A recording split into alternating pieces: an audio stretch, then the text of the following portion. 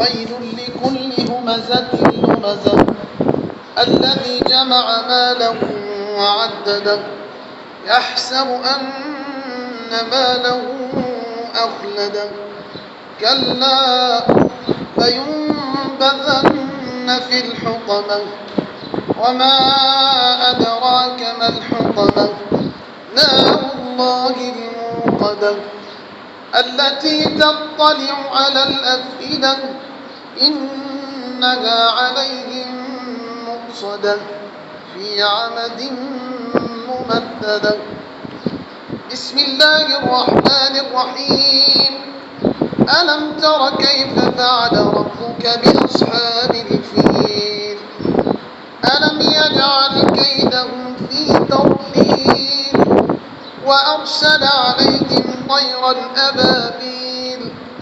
ترميهم بحجارة من سجيل فجعلهم كعصف مأكول بسم الله الرحمن الرحيم لإيلاف قريش إيلافهم رحلة الشتاء والصيف فليعبدوا رب هذا البيت الذي أطعمهم من جوع وآمنهم من خوف بسم الله الرحمن الرحيم أرأيت الذي يكذب بالدين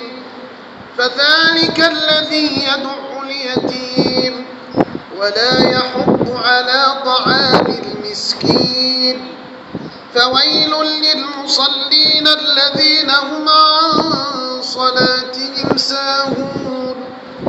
الذين هم يراءون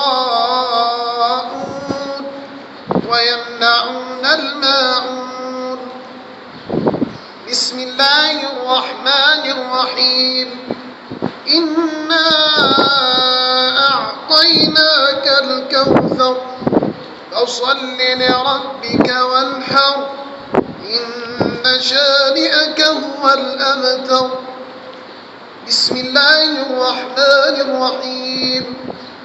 قل يا أيها الكافرون لا أعبد ما تعبدون ولا أنتم عابدون ما أعبد ولا أنا عابد ما عبدتم ولا أنتم عابدون ما أعبد لكم دينكم ولي دين بسم الله الرحمن الرحيم إذا جاء نصر الله والفتح ورأيت الناس يدخلون في دين الله أفواجا فسبح بحمد ربك واستغفره إنه كان توابا بسم الله الرحمن الرحيم تبت يدا أبي لهب وتب ما أغنى عنه ماله وما كسب سيصلى نارا ذات لهب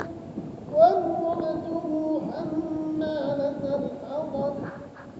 في جيدها حبل من مسد بسم الله الرحمن الرحيم قل هو الله أحد الله الصمد لم يلد ولم يولد ولم يكن له كفوا أحد بسم الله الرحمن الرحيم قل أعوذ برب الفلق من شر ما خلق ومن شر غاسق إذا وقب ومن شر النفاثات في العقد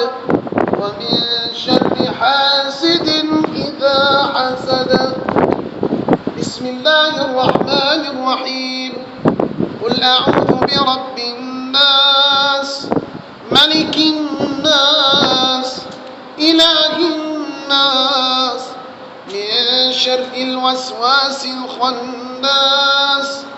الذي يوسوس في صدور الناس من الجن